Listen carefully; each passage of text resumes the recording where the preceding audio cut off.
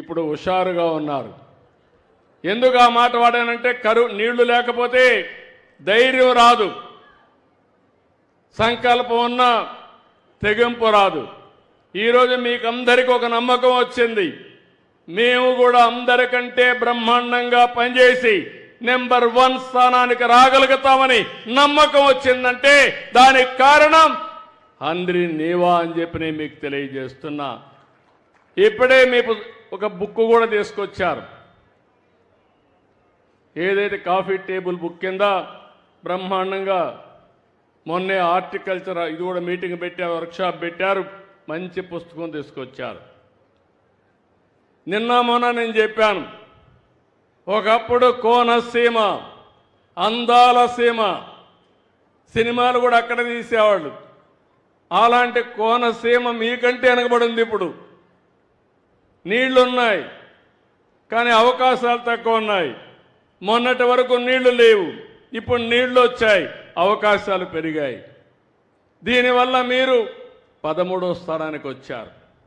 ఇప్పుడే మీ మంత్రుల్ని, మీ ఎమ్మెల్యేలని కలెక్టర్కి ఆదేశాలు ఇస్తున్నా. 13 ఆమోదయోగ్యం కాదు.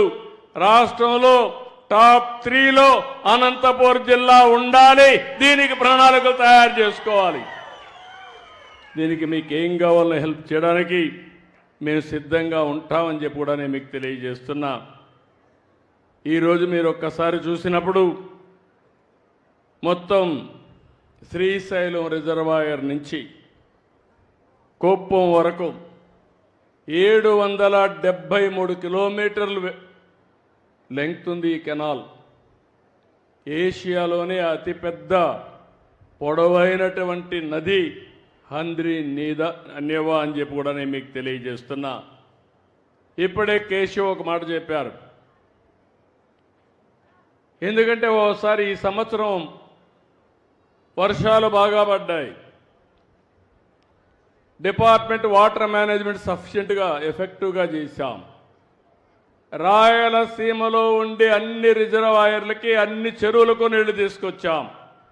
ఇప్పుడే నేను ఒక మాట అడిగాను, అనంతపూర్ జిల్లాలో ఎన్ని చెరువులు ఉన్నాయి, ఎన్ని చెరువులకు నీళ్ళు ఇస్తున్నాం? అవసరమై చిన్న చిన్న లిఫ్ట్లు పెట్టి అన్ని చెరువులకు నీళ్లు ఇచ్చే బాధ్యత ఈ ప్రభుత్వం తీసుకుంటామని మరొక్కసారి మీ అందరికీ హామీ ఇస్తున్నా. ఈ జిల్లాలో వచ్చే వర్షాన్ని, ఆ వర్షపు నీటిని నేను ఒకప్పుడు భూగర్భ జలాలుగా మార్చాలని 10 లక్షల ఏదైతే వర్షపు నీరుని మార్చడం కోసం ఫామ్ పాండ్స్ తయారు చేశాం. 10 లక్షలు దువ్వాం. ఇప్పుడు చాలా వరకు మీరు పూర్తి చేశారు. అక్కడక్కడ కనపడుస్తున్న అడవుల్లో దువ్వినటువంటి కంటూర్ ట్రెంచెస్ మాత్రం కొన్ని కనపడుస్తున్నాయి. అనేక ప్రయత్నాలు చేశాం. భూగర్భ జలాలు పెంచడానికి, రిజర్వాయర్లో నీళ్లు పెంచడానికి అనేక ప్రయత్నాలు చేశాం. కానీ ఇప్పుడు ఇంకొక కొత్త ప్రయత్నం మీరు చూస్తే హంద్రి నీవా పూర్తి చేస్తున్నాయి. తెలుగు గంగా లేకపోతే మిగిలిన గాలేరు నగిరి అన్ని పూర్తి చేస్తున్నాయి. పోలవరం టు బనకచెర్ల, గోదావరి నదిలో ఎక్కువ నీళ్లు వస్తాయి. సముద్రంలోకి ఆవరేజ్న 100 సంవత్సరాల్లో 2000 టీఎంసీ నీళ్లు సముద్రంలోకి పోతున్నాయి. అందులో ఒక 300 టీఎంసీ నీళ్లు మనం తెచ్చుకోగలిగితే రాష్ట్రం మొత్తం సస్యశ్యామలం అయిపోతుంది. ప్రతి ఎకరాకు నీళ్లు ఇచ్చే అవకాశం వస్తుంది. ప్రతి ఎకరాకు నీళ్లు ఇస్తే రైతులు బంగారు పండిస్తారు. బంగారు పండించడమే కాదు, దీనివల్ల రాష్ట్ర ముఖ చిత్రమే మారిపోతుంది. అలాంటి కార్యక్రమానికి శ్రీకారం చుడుతున్నాం. ఇది 398 కిలోమీటర్లు. ఇప్పుడే ప్రాథమిక అంచనాలు 81,000 కోట్లు కావాలి. కానీ కొంతమంది అయితే ఇది సాధ్యమా అనుకుంటున్నారు. నేను కూడా అసాధ్యం అనుకుంటే చేసేవాడిని కాదు. కానీ ఏదైనా సరే ఒక సంకల్పం ఉంటే అది దారి చూపిస్తుంది. ఆ సంకల్పంతో ముందుకు పోతున్నా. నేను కానీ పోలవరం నుంచి బనకచెర్ల వరకు నీళ్లు తేగలిగితే నా జీవితం సార్థకత అవుతుందని చెప్పి నేను మీకు తెలియజేస్తున్నా. దీన్ని మాత్రం వదిలిపెట్టే పరిస్థితి ఉండదు. అలాంటివి మనం చేయడం కోసం మనం ముందుకు పోతున్నాం. ఈరోజు ఈ యొక్క ప్రాజెక్టు వల్ల మీరు చూస్తే ఫేజ్ 1 వల్ల 1,98,000 ఎకరాలకు నీళ్లు ఇవ్వచ్చు. కర్నూలు జిల్లాలో ఒక 77,000 ఎకరాలు, అనంతపూర్లో ఒక 1,18,000 ఎకరాలు, అదే మరి నంద్యాలలో ఒక 3,000 ఎకరాలు. ఇంకో పక్క ఫేజ్ 2 వస్తే అనంతపురం జిల్లాలో 33,617 ఎకరాలు, సత్యసాయి పుట్టపర్తి జిల్లాలో 1,94,000 ఎకరాలు, ఇంకో పక్క కడపలో 38,000 ఎకరాలు, చిత్తూరులో 1,40,000 ఎకరాలు. మొత్తం కలిపి మీరు చూస్తే 6,02,000 ఎకరాలు. కంబైన్డ్ ఆంధ్రప్రదేశ్లో మన అనంతపూర్లో 3,50,000 ఎకరాలకు నీళ్లు ఇచ్చే పరిస్థితి వస్తుంది. రాయలసీమలో ఒక్క అందిరి నీవ 6,00,000 ఎకరాల నీళ్లు వస్తే ఈ నీళ్లన్నీ ఉపయోగించి మీరు ఎక్కడికక్కడ హార్టికల్చర్ పంటలు వేసుకోగలిగితే మీ ఆర్థిక పరిస్థితి బ్రహ్మాండంగా మెరుగవుతుందని చెప్పి కూడా నేను మీకు తెలియజేస్తున్నా. ఇప్పుడే కేశవ్ గారు ఒక మాట అన్నారు, మైక్రో ఇరిగేషన్. ఈ దేశంలో మొట్టమొదటిసారిగా నాకు ఒక ఆలోచన వచ్చింది. అప్పట్లో నీళ్లు లేవు, ప్రపంచంలో ఏం చేస్తున్నారు అధ్యయనం చేస్తే ఇజ్రాయెల్ దేశం అప్పటికే మైక్రో ఇరిగేషన్ పెట్టి డ్రిప్ కానీ స్ప్రింక్లర్ కానీ ఇవన్నీ పెట్టి చేసేవాళ్ళు. 1 ఎకరాకు వాడే నీళ్లు 2.5 ఎకరాలకు వాడేవాళ్ళు. దీనివల్ల దిగుబడి పెరిగేది, ఖర్చులు తగ్గేటివి. అవన్నీ ఆలోచించి మైక్రో ఇరిగేషన్కి శ్రీకారం చుట్టాం. దేశానికి నేనే ఒకప్పుడు ఆ రిపోర్ట్ కూడా ప్రధానమంత్రి గారికి అందజేశాను. ఈరోజు దేశంలోనే 5 సంవత్సరాలు 1 ఎకరాకు మైక్రో ఇరిగేషన్ ఇవ్వలేదు, డ్రిప్ ఇరిగేషన్ ఇవ్వలేదు. మళ్ళీ మనం వచ్చిన తర్వాత ప్రారంభించాం. రాయలసీమ కరువు ప్రాంతం, అందుకని 90% డ్రిప్ ఇరిగేషన్కు సబ్సిడీ ఇచ్చే ఏకైక ప్రభుత్వం భారతదేశంలో ఆంధ్రప్రదేశ్ ప్రభుత్వం, ఎన్డీఏ ప్రభుత్వం. పర్వాలేదు, నేను ఎంతైనా ఇస్తానని చెప్పాను. ఇరిగేషన్ కోట్ల రూపాయలు ఖర్చు పెడుతున్నాం. దానికి సమాంతరంగా మైక్రో ఇరిగేషన్ ఖర్చు పెడితే సమర్థత పెరుగుతుంది, నీటి ఎద్దడి తగ్గుతుంది, సంపద సృష్టించుకుంటూ ముందుకు పోవచ్చు అని చెప్పి కూడా నేను మీకు తెలియజేస్తున్నా. దీనికి కూడా ప్రాధాన్యత ఇస్తాం.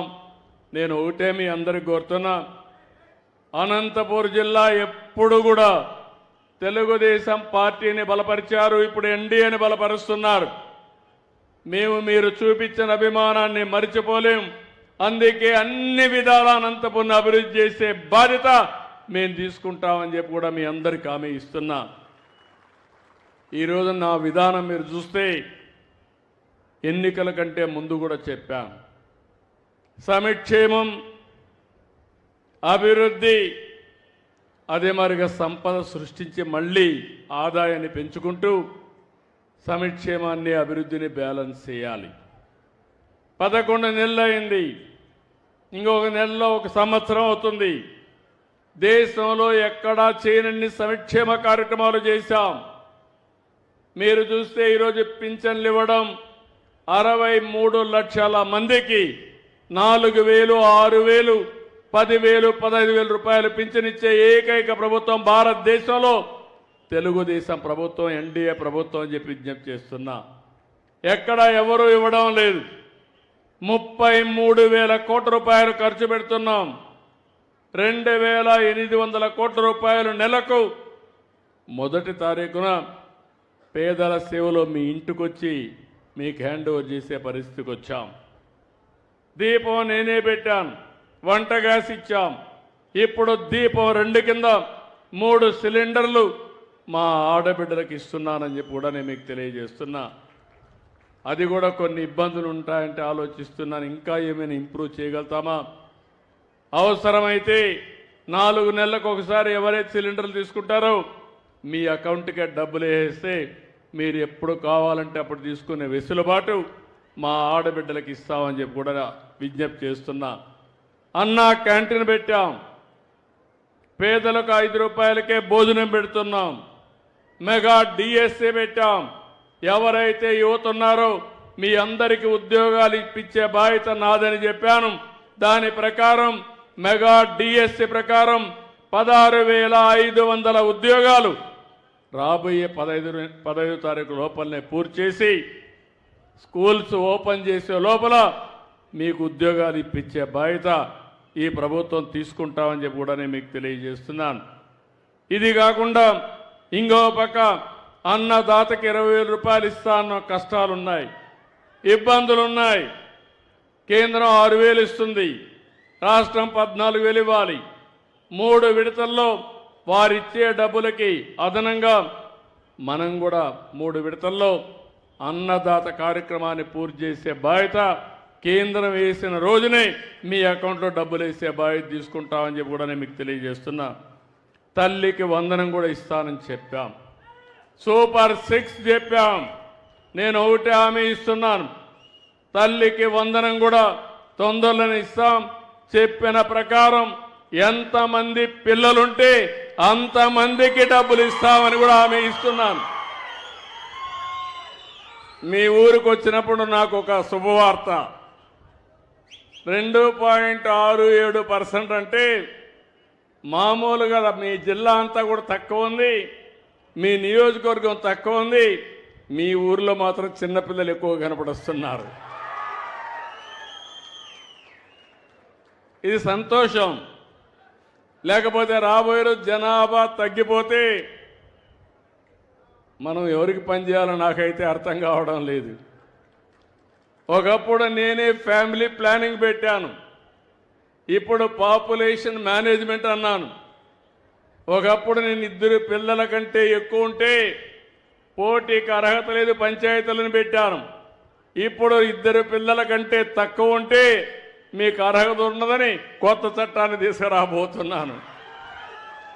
అంటే నేనే ఆ పని నేనే చేశా, ఇప్పుడు నేనే చేయాల్సి వస్తూ ఉంది. దానికి కారణం జనాభా తగ్గిపోతూ ఉంది. మీలో కూడా చాలామంది ఒక బిడ్డ ఉంటే సరిపోతుంది అనుకుంటున్నారు. కొంతమంది ఇంకా తెలివైన వాళ్ళు ఏం పిల్లలు లేకపోయినా పర్వాలేదు, మంచి ఉద్యోగం చేసుకుంటూ ఎంజాయ్ చేద్దాం అనుకుంటున్నారు. కానీ మీ తల్లిదండ్రులు కూడా మారుగా అనుకోనుంటే మీరు వచ్చేవాళ్లే కాదు ఈ లోకంలోకి, మనందరం కూడా. అందుకని నేను ఇప్పుడు జనాభా పాపులేషన్ మేనేజ్మెంట్ మీద దృష్టి పెట్టాను. ఎంతమంది పిల్లలుంటే అన్ని వస్తువులు కల్పిస్తాం, పెద్ద కుటుంబం ఉంటే ఆ కుటుంబాన్ని ఆదరిస్తాం, ఇంకా కొన్ని ఇన్సెంటివ్స్ ఇస్తాం, ఆర్థికంగా ఆదుకుంటామని చెప్పి మరొక్కసారి మీ అందరికీ హామీ ఇస్తున్నా. ఇలాంటి కార్యక్రమాలు చేసి ఈరోజు మనం ముందుకు పోతేనే మీరు చూశారు, రోడ్లన్నీ ఒకప్పుడు ఎక్కడ చూసినా గుంతలు. ఈరోజు రోడ్లు బాగున్నాయా లేదా అని మిమ్మల్ని అడుగుతున్నా.